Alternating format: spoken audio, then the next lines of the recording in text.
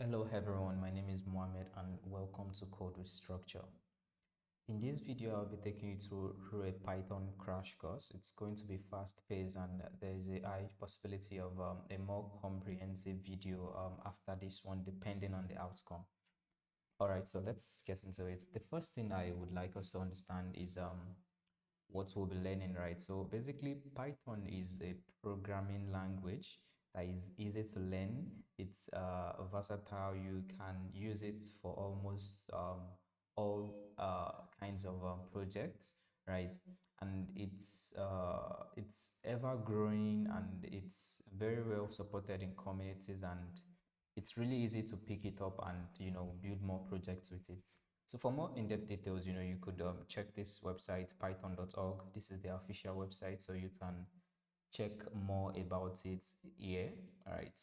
And also, I wouldn't be going too much about the setup instructions, right? So you can, I'll add a link for the download here, right? So if you are on a MacBook or a Windows PC, you should be able to download your Python version from here. Like the Python that will be compatible with your laptop, you should be able to download it from here.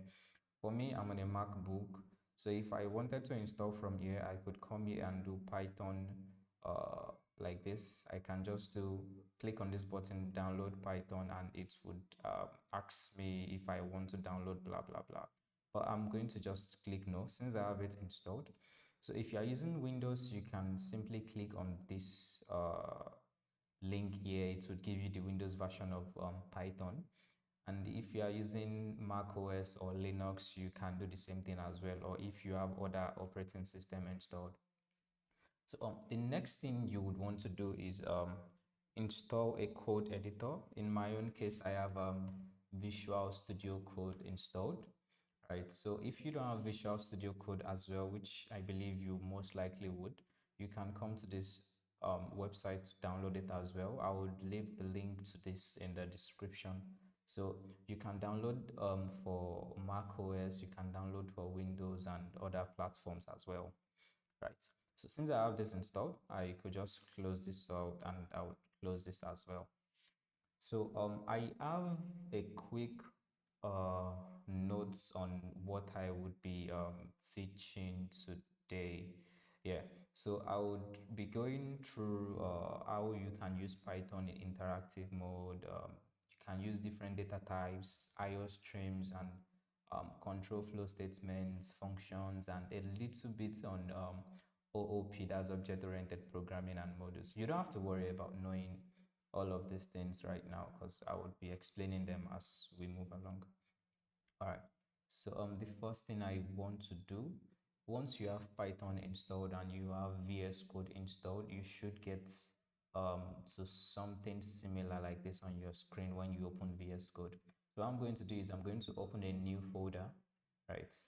Although I haven't created a folder yet, so what I'm going to do is I would come to let me do it in my desktop also. Yeah, I would open one in my desktop, then I would click on new folder, then I would say Python crash course like this.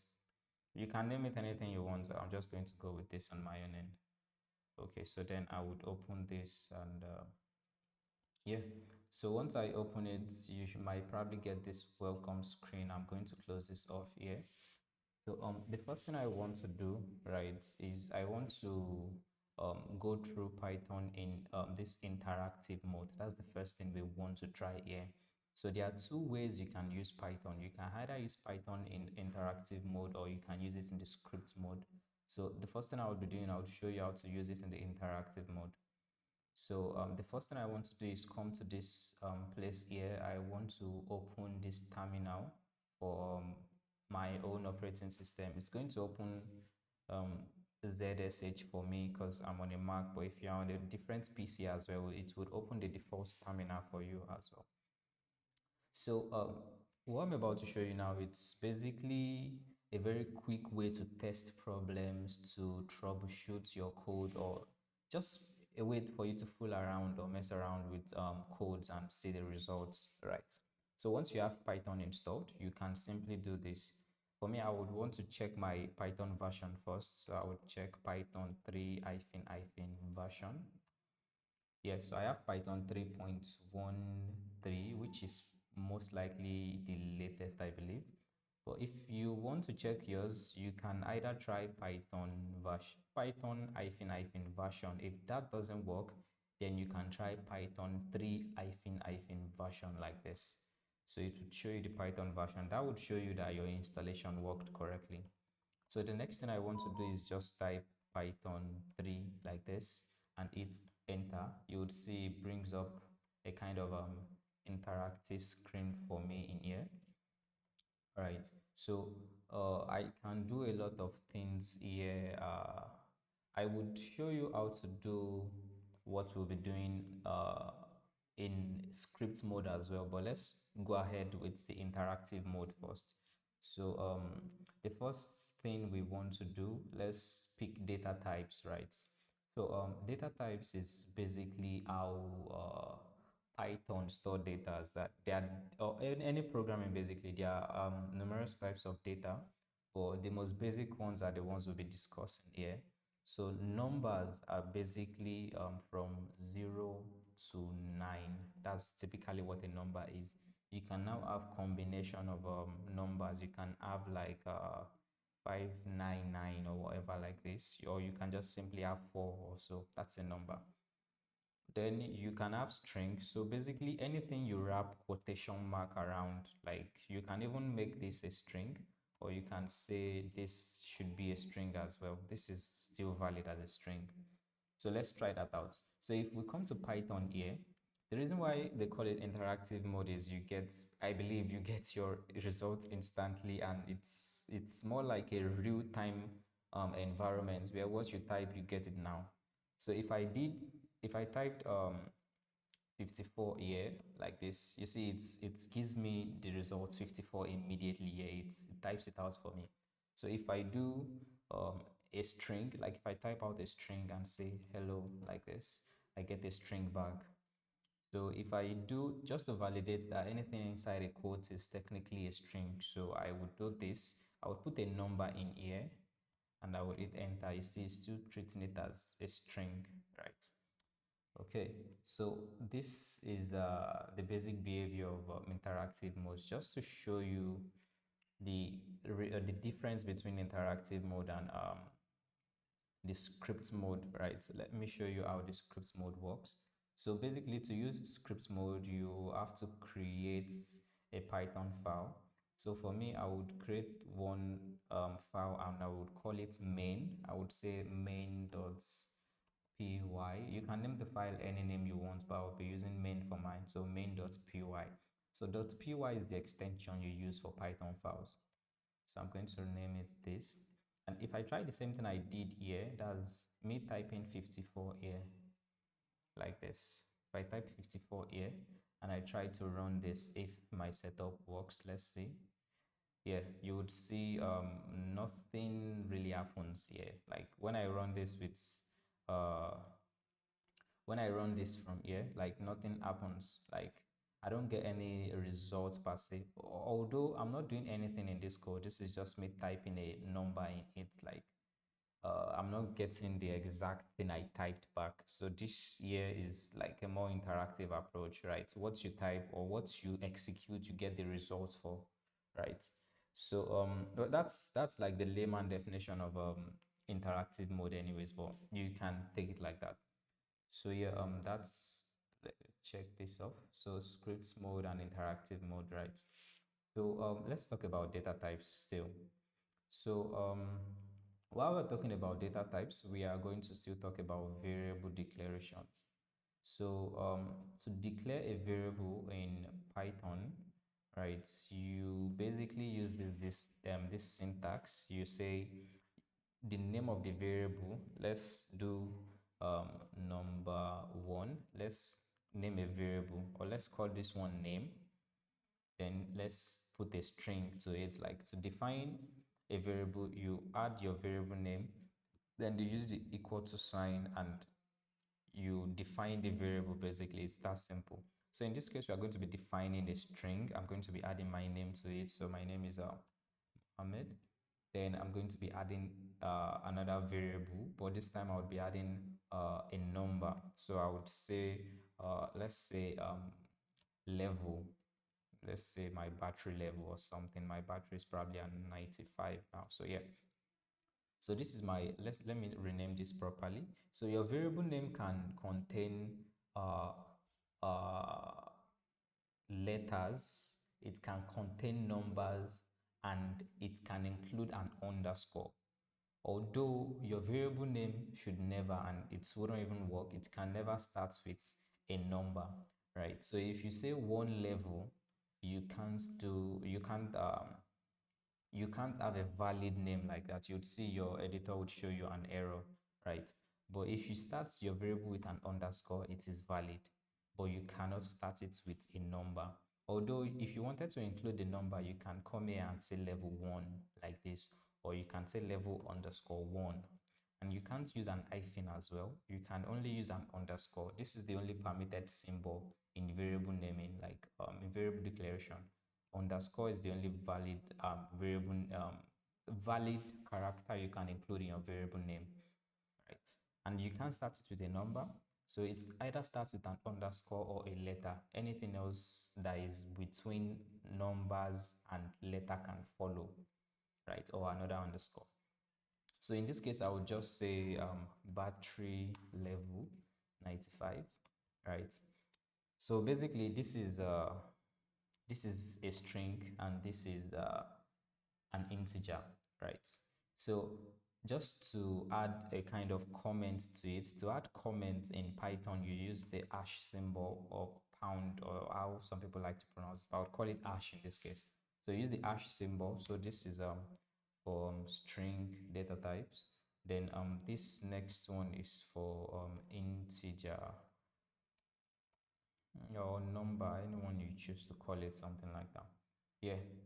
So that's basically how this two works. So the next data type I would like to show you guys here is lists. Yes.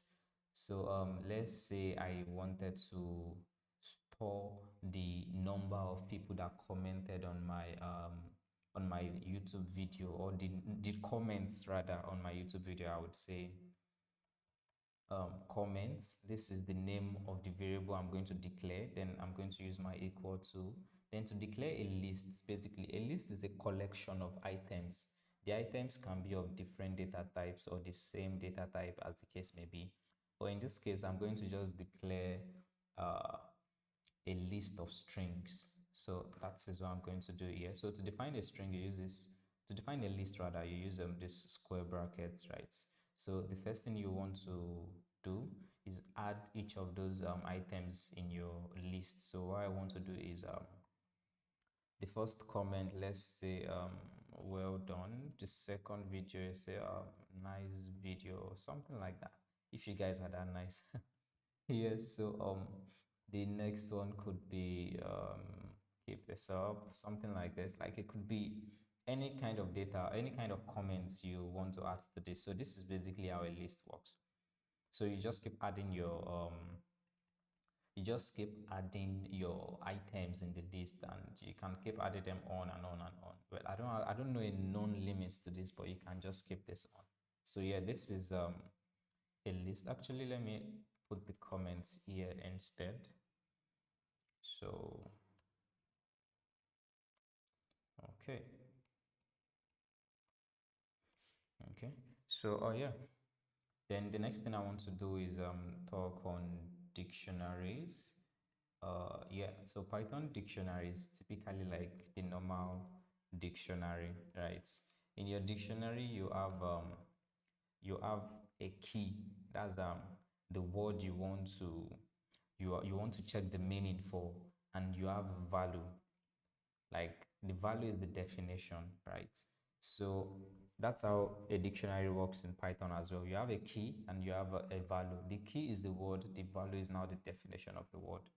So to do that here, let me say I want to store um, the, let me see. So I want to store the scores of let me say all the grades I did in school or something. Let me say, yeah. So I want to say grades. So I want to keep track of my grades in school. So I would say grades equal to, then to create a list, I would use a curly brackets like this. Then I would expand mine to look like this. Then I would say in maths, let's say let's say I had an A because I'm a very good student.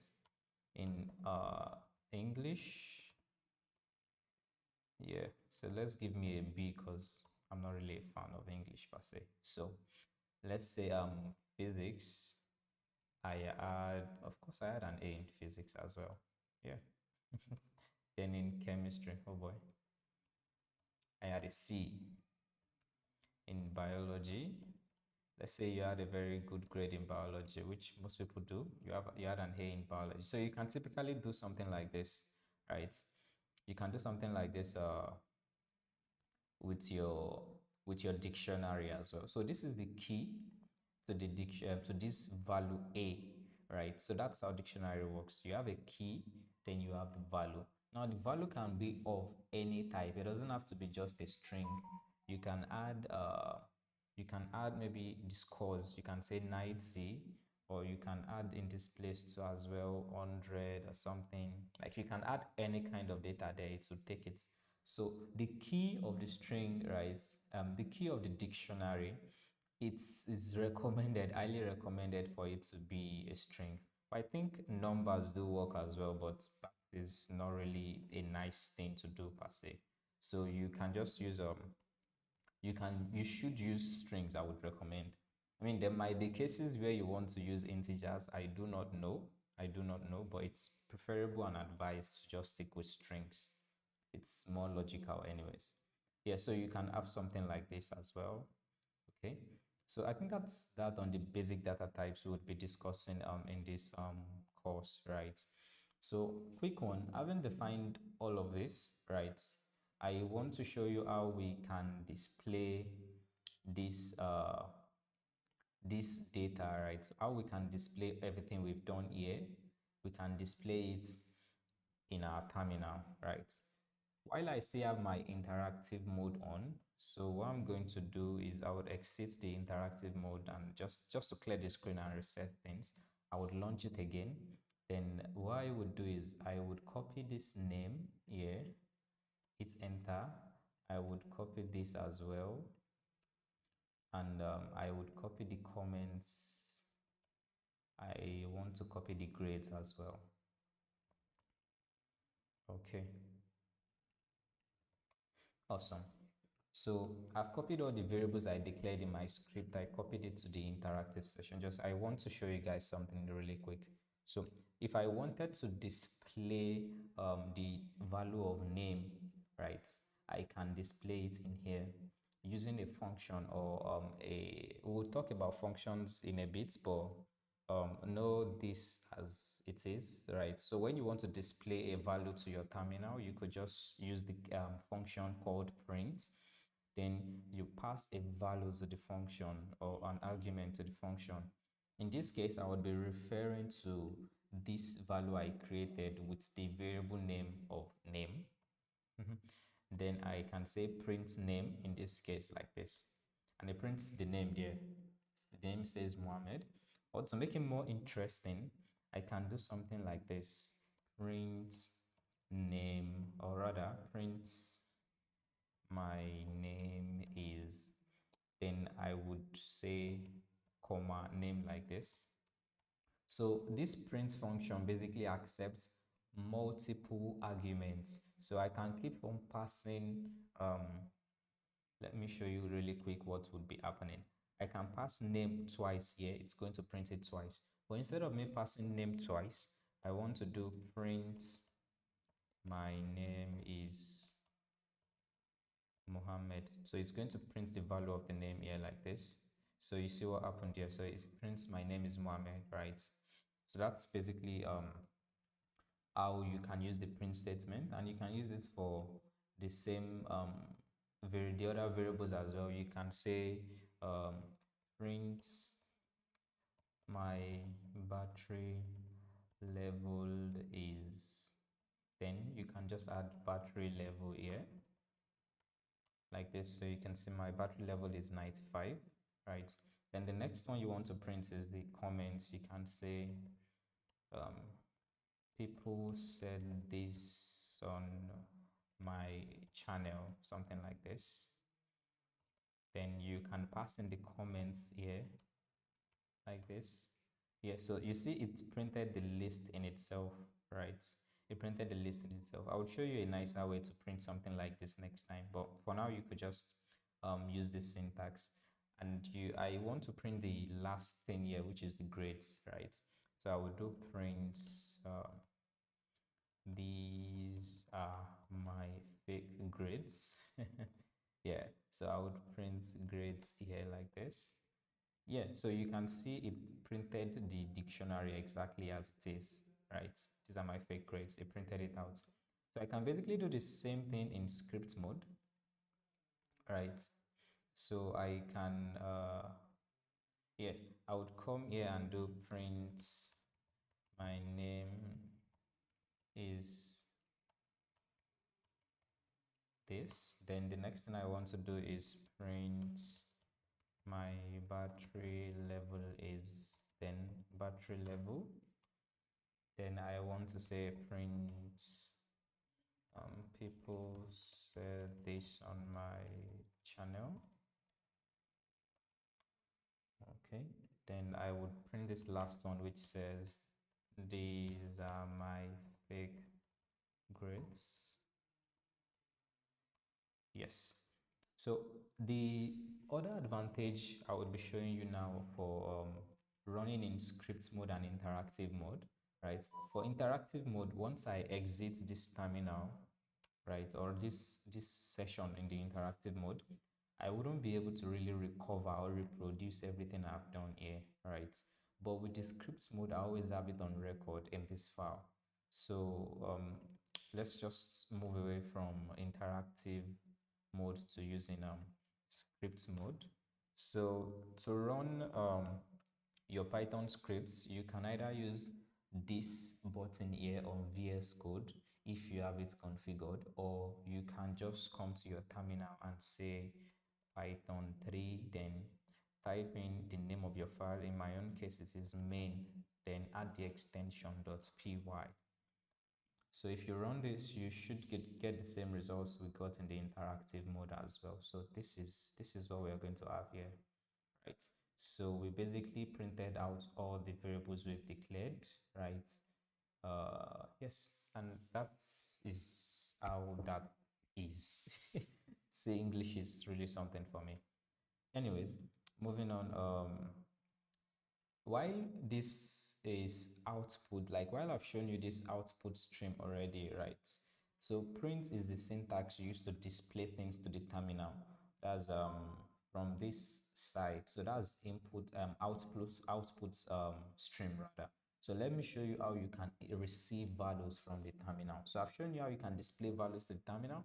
Now I'm going to show you how you can receive values from the terminal. So, my battery percent has decreased to 91 now. Initially, it was at 95. So let's try to ask what um, my new battery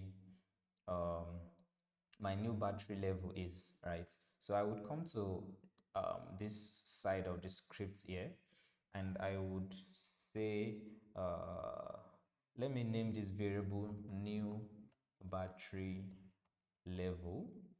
Then I'm going to use the equal to sign. So I'm going to declare a variable. Well, let me show you the simple syntax first. So first thing you want to do when you are using an input stream, you want to use the input syntax. It's as simple as it comes, right?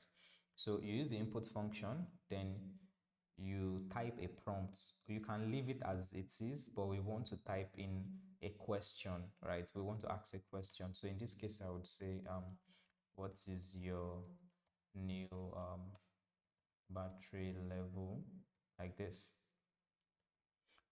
So we can ask this. Then if I clear this out and run it again, you would see it's asking me what is your new battery level. I can say 92, but once I type that, nothing really happens per se.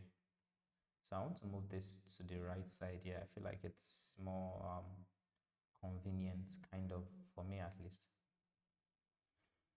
Okay, so yeah, this is what I have. So if I say, what is your battery level? Um, Let me run this again so you can see. So it says, what is your new battery level? I type 90. Okay, it's at 90 now, 90, and nothing happens, right? So to receive the value that is like typed in by the user, we would need to assign it to a variable. So we can assign it to a new variable called new battery level, like this. So now I can now do something like print your new, okay, your battery level is now at new battery level, I guess, just as we did the previous ones. Okay, yes, so I can run, actually, let me move this to the bottom of the screen now. It's starting to look like it's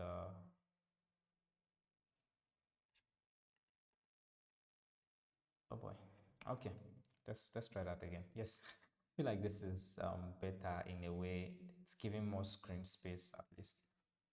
Okay, yeah, so go with this. So if I run this again like this, it would ask me, what is your new battery level? I can say 89. Then it says your battery level is now at 89. It's that simple. So basically this is how you do input stream. Then this is like your output stream, which we already discussed before we even got to this section. So this is your output stream. Okay, so yeah, I can check that off as well. So while we've covered quite a number of things in a short time, I believe, so we can now move on to control statements or control flows also. So basically what a control flow is more like you are making logical decisions in your code, or you are changing the direction, like the flow of your program, right? So if we take a look at this battery level, right?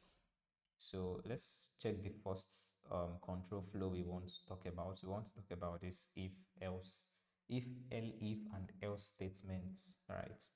So let's do that here.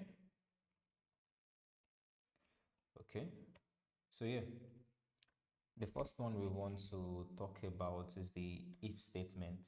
So since we got this battery level from the user, we got the battery level from the user already. So what we can do here is we can check if the user's battery level is maybe at a, if it is lower than 90%, we can choose to do a specific activity. If it is higher than 90%, we can print out a different message, or we can do a different test, right? Which I think I might prefer. So we can do something like let's receive a new input, right? Asking the user like, what color is the sky, right? So let's do this. Let me say, let's define a variable called color, then receive the inputs, ask the user, like give a prompt that's ask what color is this sky.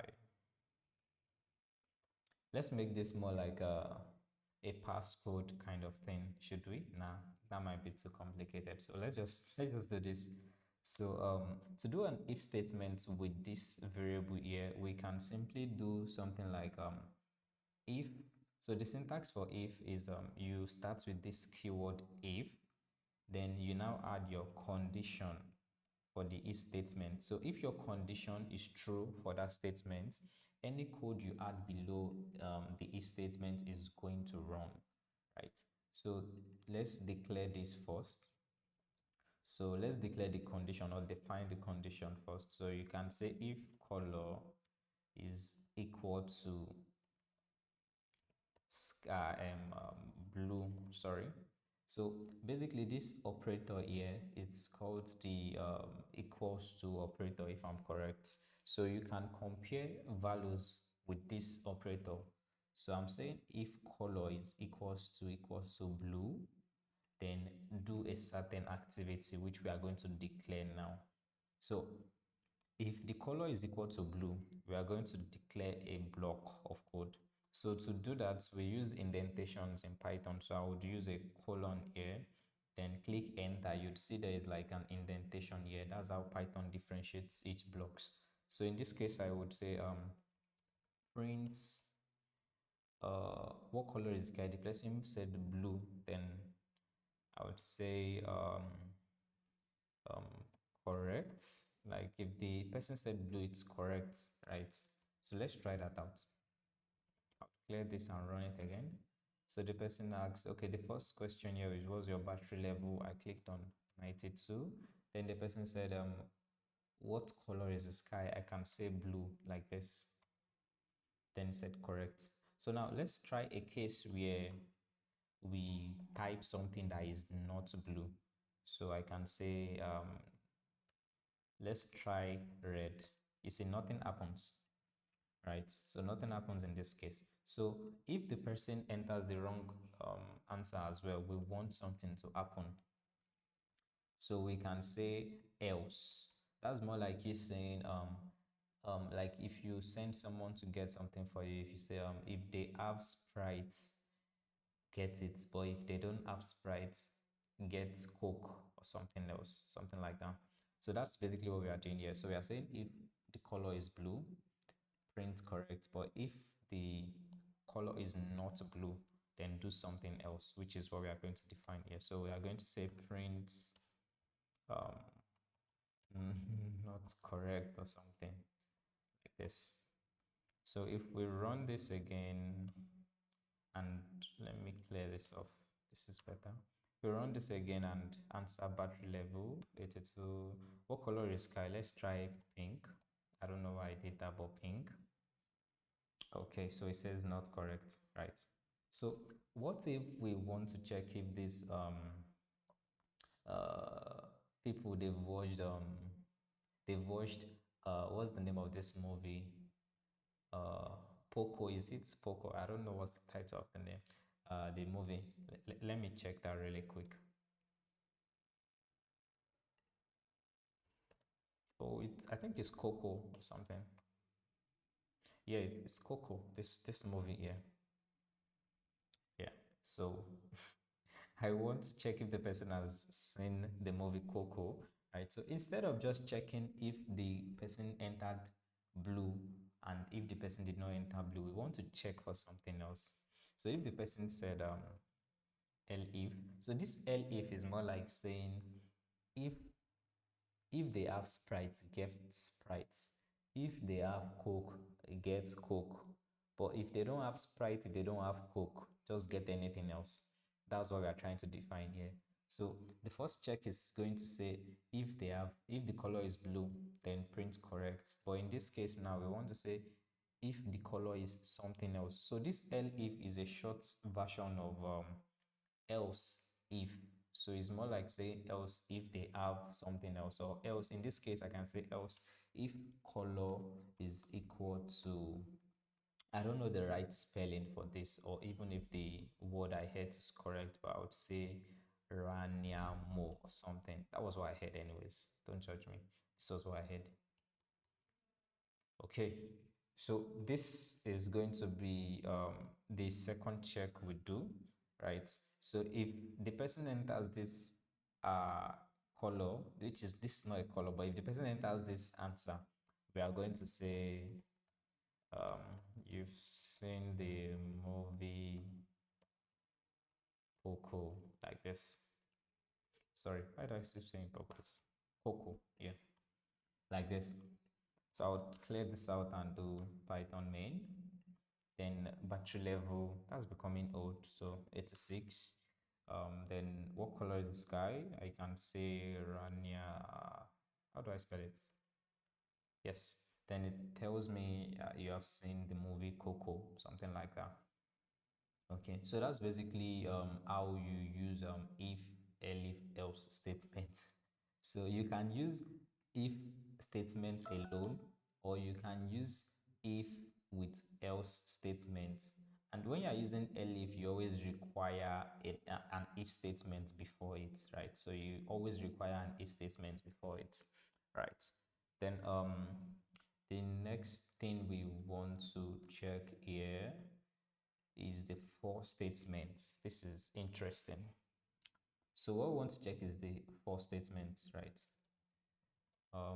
So let's come here. Okay.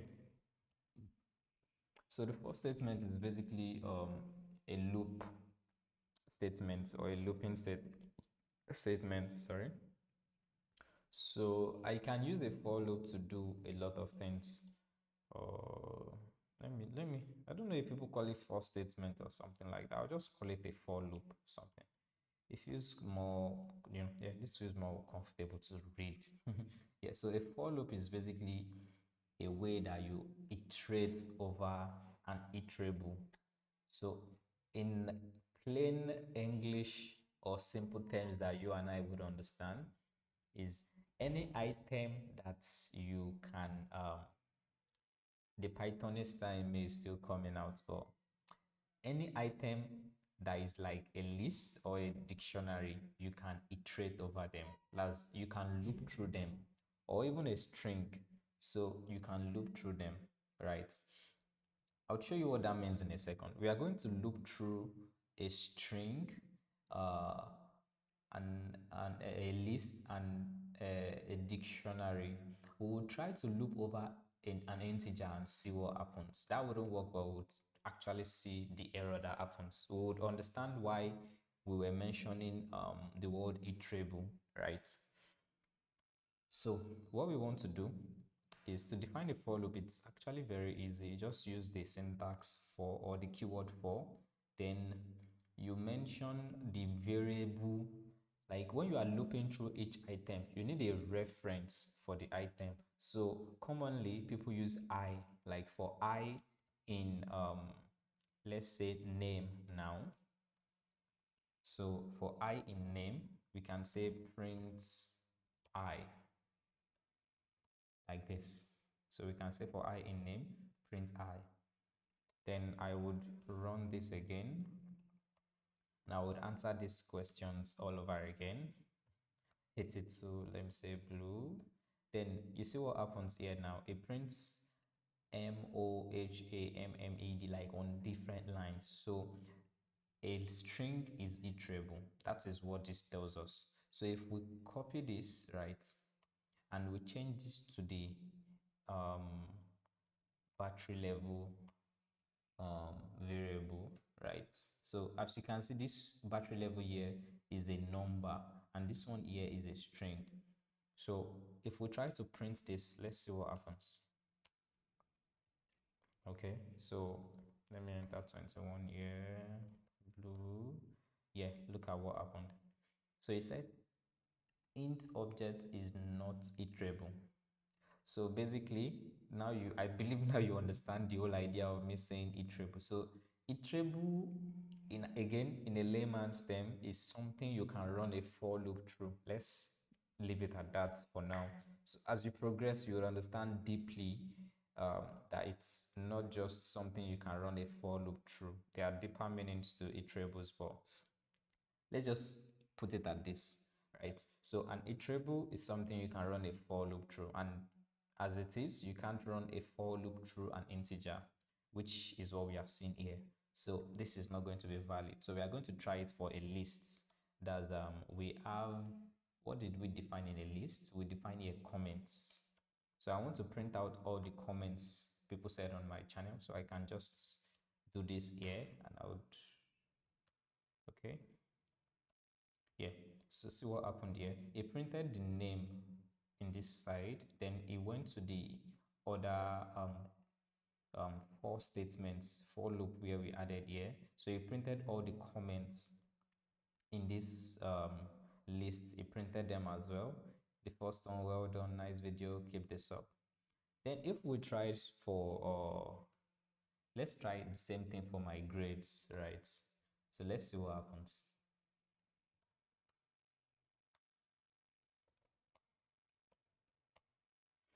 Okay, so as you can see, it's printing the keys alone, like it's printing the keys of the dictionary alone. It's printing the keys alone. Now, it's been long since I did Python, but I'm not sure if what I'm about to try would work, so pardon me. So they call something, what do they call it? In JavaScript, they call it structuring, but I think that's what they call it again. So what I'm trying to see if it would work here is I'm trying to extract the key and the value in this case, right? So, you know, a dictionary has a key and it has a value. So I'm trying to see if it's going to be like extracted from here, like in this manner, but I doubt it would. I've tried this one time. Python, the last Python version I used was 3.8. I'm not sure if something has happened in 3.10. So let's just see. So let's do 23 years. Color is, yes, too many values to unpack. Okay, that happened. That happened. So the ideal way to probably do this, let me say the simple way to do this rather, right? So I want to print the key and the value, right, of the dictionary. So in this case now, automatically, if you can remember from here, from the previous test we did, it's printing the key already, which is I. So to access the value in a dictionary, right, we need to use this syntax, or this is like the simplest syntax we can use anyways. So we can just do grades like this, then use a square bracket. Then as you can see, if you're using the code editor, you can see the options it's giving you here. But in this case, I'm going to just use this value of I. The value of I is going to contain any of the string values here. So I'm going to use this I like this. Then I'm going to print this out. I would clear this. Then, okay. So what color is the sky? I would say red, something like that.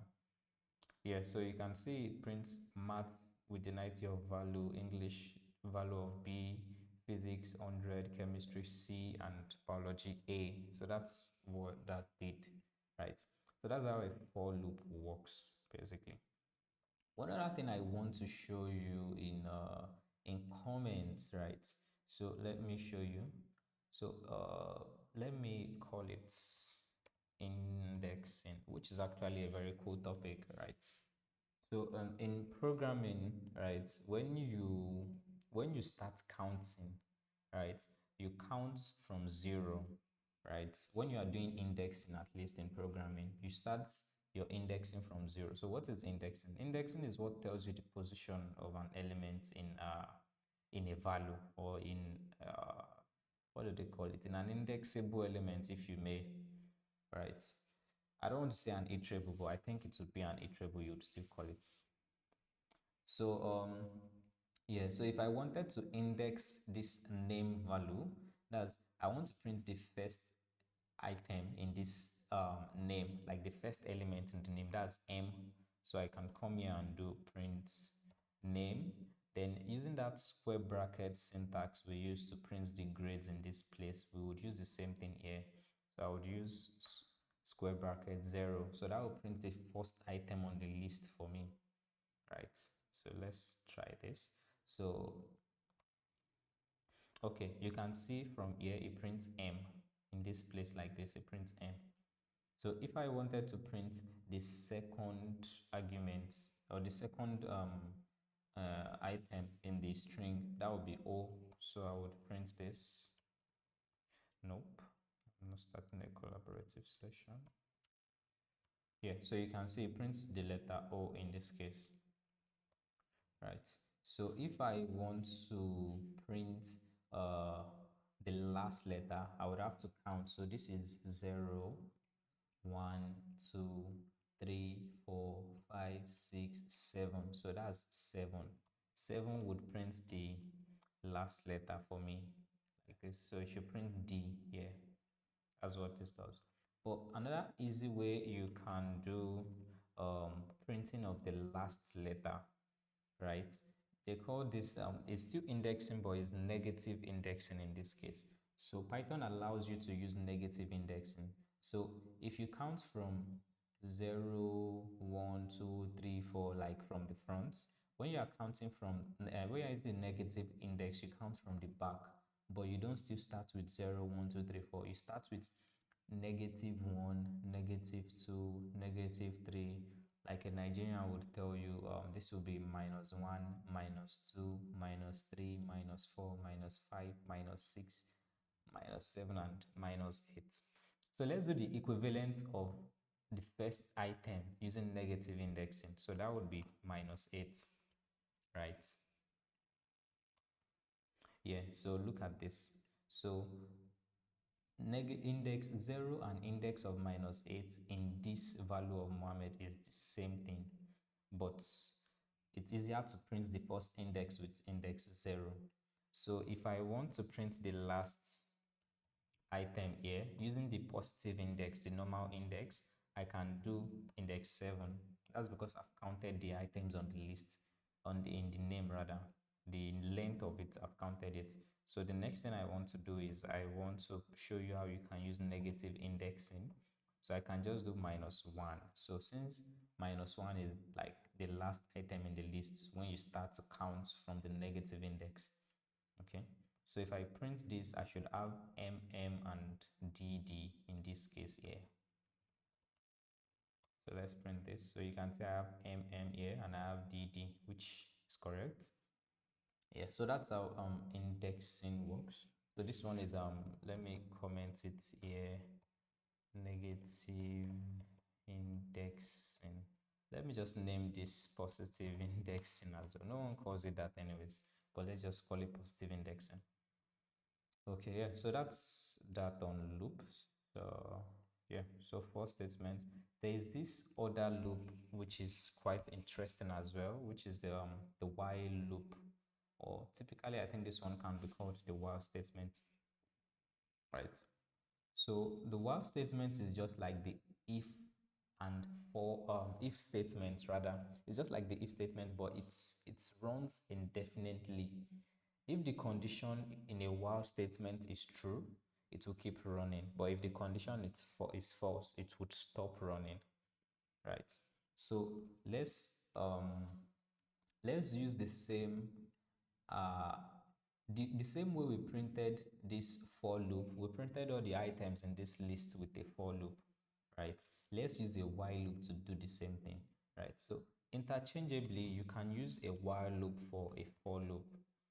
At least in most cases, I mean, you can interchangeably use them. Sometimes you can use, okay, let's define it like this if it's logical.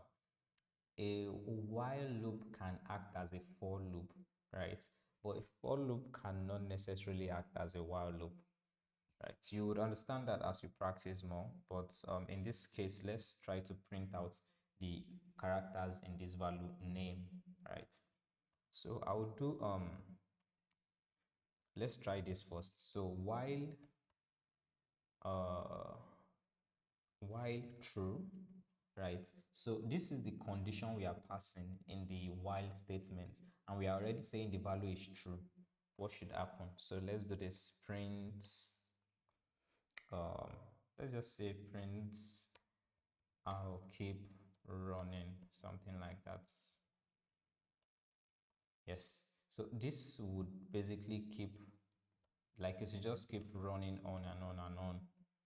Look at this. It says I'll keep running. It keeps printing. It doesn't get tired.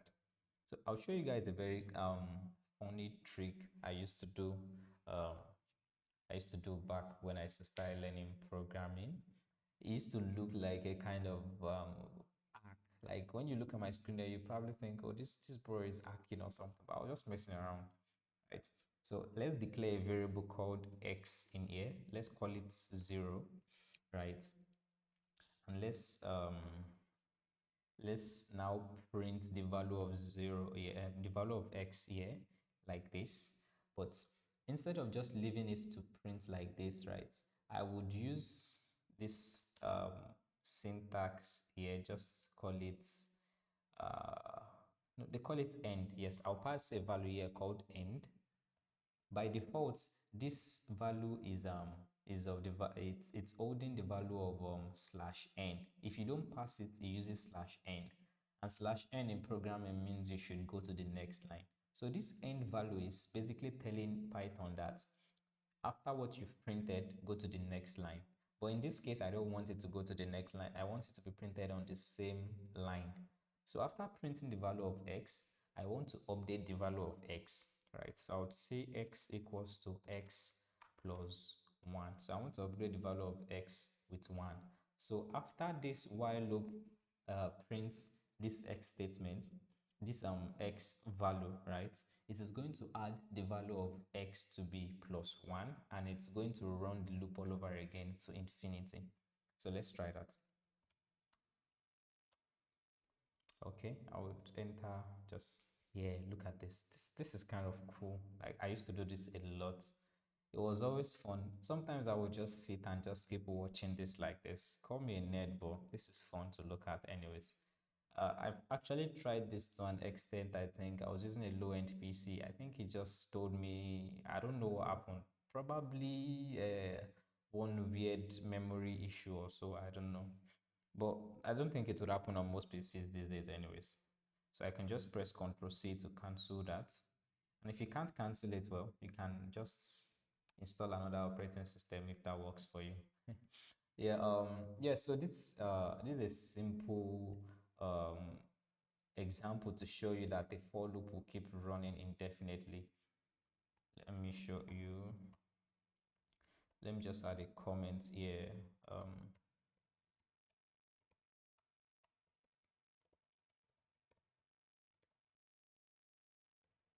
Yeah, if that's correct. Okay, so the proper use case we wanted to do for the while loop was using it to print this values in the name. So we can come here and say while, okay, so we can say while let me see. Okay, the best way to do this, I don't want to hack my way through this. So first of all, let's know um how many values we have in what do they call it? How many values? What's the length of the value we have in what's the length of the character rather we have in the name, right? So we can come here and define this and say length, sorry, we can say counts rather. Let's start from 0. So what we want to do here is we want to know which value we are on. Like, we want to count.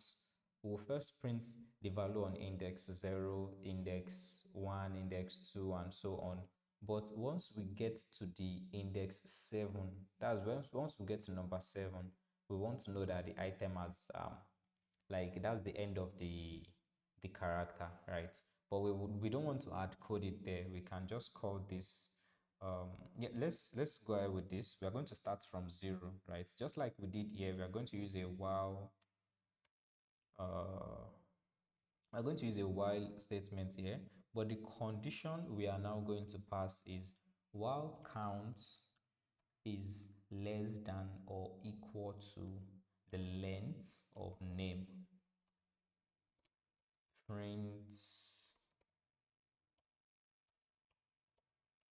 name and counts, then do count plus, instead of doing uh x equals to x plus 1, just like I would have done count equals to counts plus 1, there's a shortcut to this. So I can just do something like this, plus equal to 1, like this.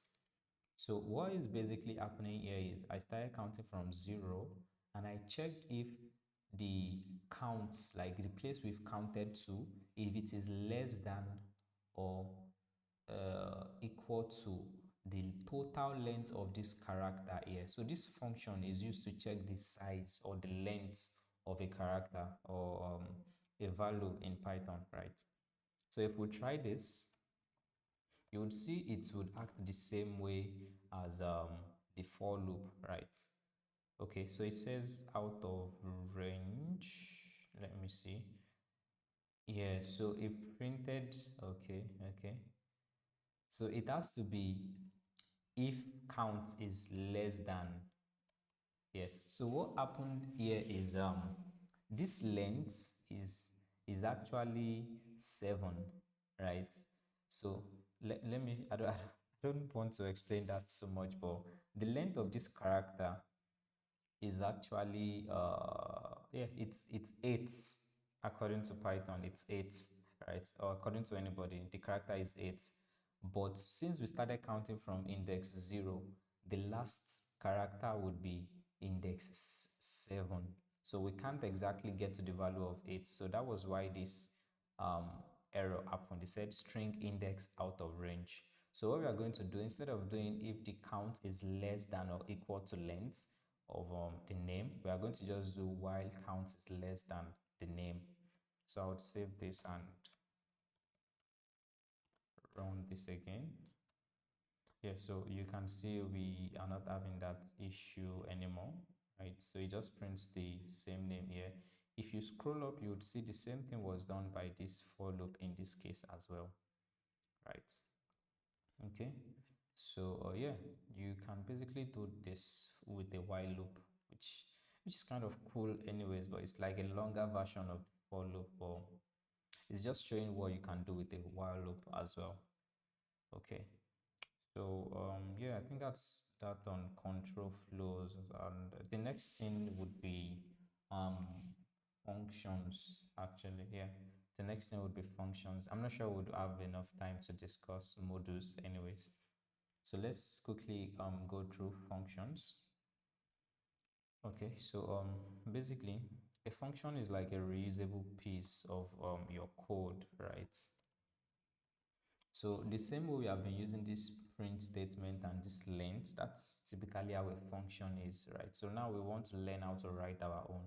So to write a function, you can just do something like this. You would have to use the keyword def, then you tell the name of the function. So in this case, let's write a function to do just adding two numbers together. That's very, very basic, but let's do that. So let's do sum x comma y. So this x and y, they are called parameters, right? So these are parameters of a function, right? So parameter x and parameter y in a function. So the next thing I want to do is use the colon, then hit enter, and I want to print the sum of x and y. So I'll do sum x plus y like this. So this is a basic function. So to use the function, I would do sum 10 plus 20. So I want to sum 10 plus 20. So this would, yeah, so you can see this gave me 30, right? So I have the answer 30 here.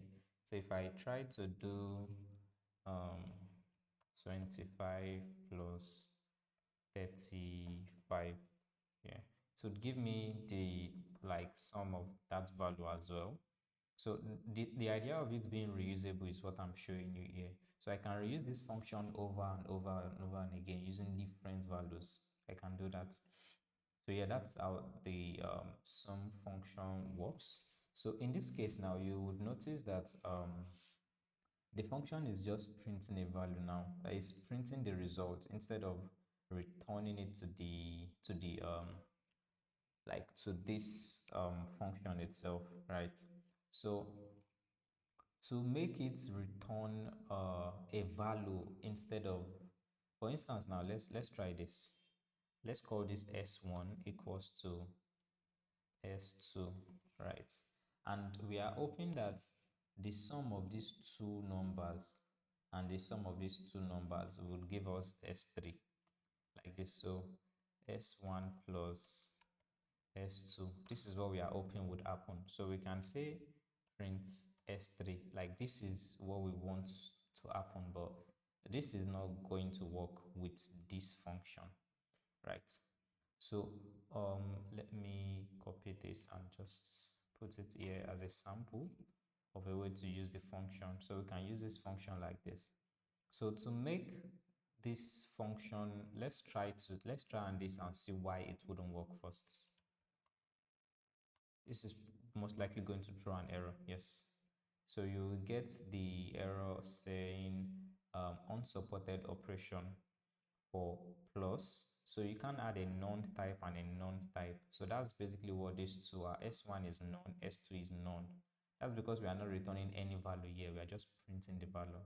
So if you want to change that, we can create a new function. Let's call it sum2 like this, right? So instead of print, we can do return like this, then sum2 here and sum2 in this place as well.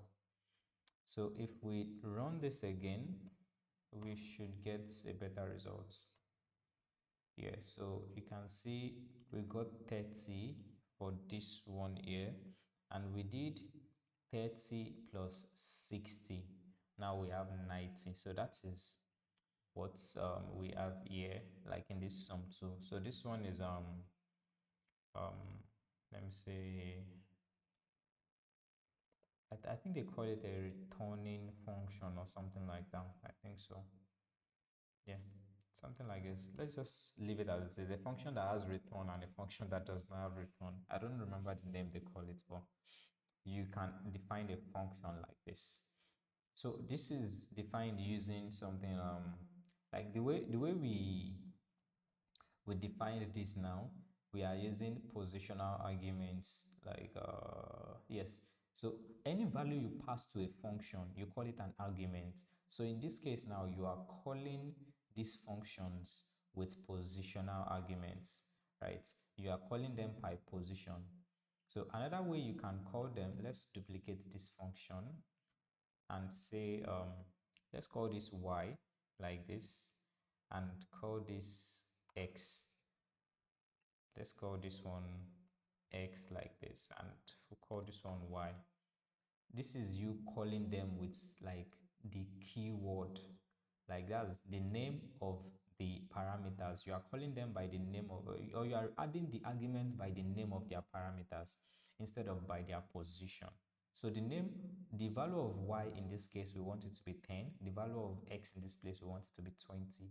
And x here should be 35 and y should be 25. So that was basically what we defined here. You would see we would have the same result as 90. Okay, let's try that. Yeah, you see we have the same result as 90.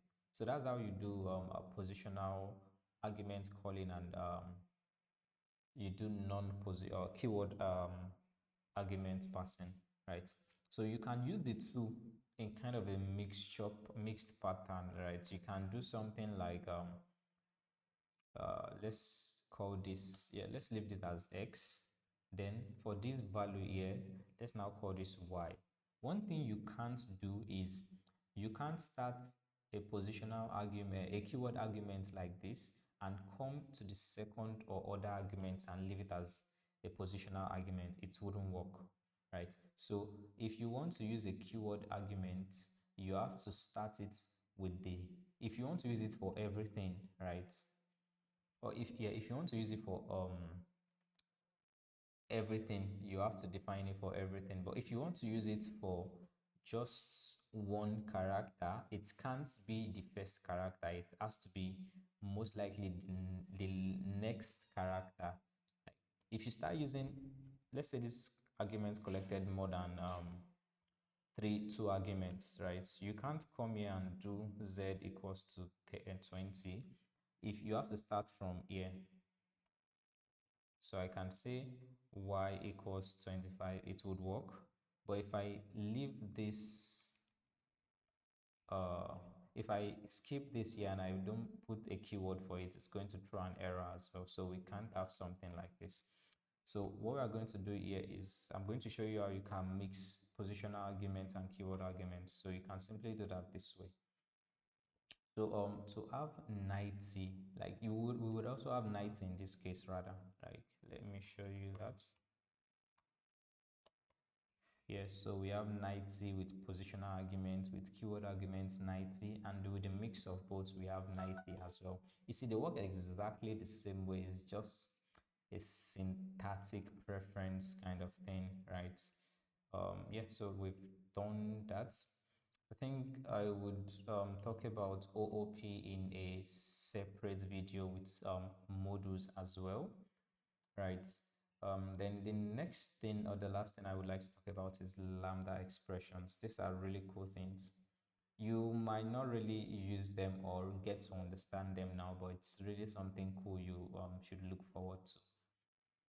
So it's like a convenience option to define Python functions. Yes, or let me say, yeah, yeah, that's what they would call it, to define Python functions. So for instance, let's define a function to multiply two numbers using the lambda expression. So to use to define a function using the lambda expression like this, we would define a variable called, let's call it more, like multiply, something like this. Then call this lambda operator, then x comma y like this, then do x times y. This is the simplest example of how a lambda function would work.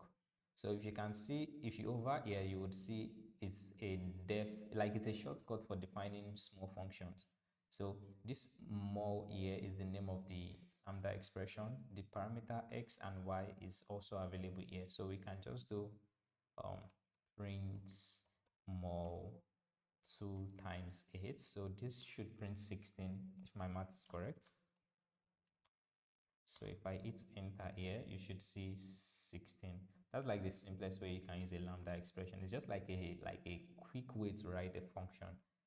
It's similar to anonymous functions in other programming languages like JavaScript, and I think Java with yeah, with some other programming languages, I don't recall. Yeah. So this is like something like an anonymous function. So yeah, that's basically a short, rather I feel long introduction to Python. I hope you guys learned something from this.